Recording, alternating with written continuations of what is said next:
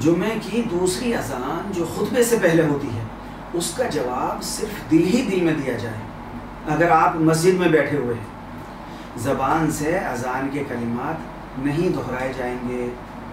جبکہ خطبے کی اذان کے علاوہ ہر وقت کی اذان کا زبان سے جواب دینا یہ مستحب ہے،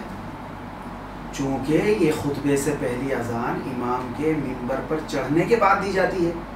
اور اس وقت کسی بھی قسم کی نماز پڑھنا، بات کرنا، ذکر وغیرہ کرنا یہ سب منع ہے. اس لیے اس وقت زبان سے جواب دینے کے بجائے صرف دل میں اذان کے کلمات دہرائے جائیں، اور اسی طرح اذان کے بعد کی دعا بھی دل ہی دل میں کہیں، حتیٰ کہ اقامت کا بھی وہی حکم ہے جو اذان کا ہے، یعنی نماز کے لیے جو تکبیر کہی جاتی ہے اس کا جواب بھی دل میں دیا جائے. اسی طرح خطبے میں آنے والی دعاؤں پر آمین بھی دل ہی دل میں کہیں. خطبے میں اللہ کے رسول صلی اللہ علیہ وسلم کے نام پر درود شریف بھی دل ہی دل میں پڑھیں،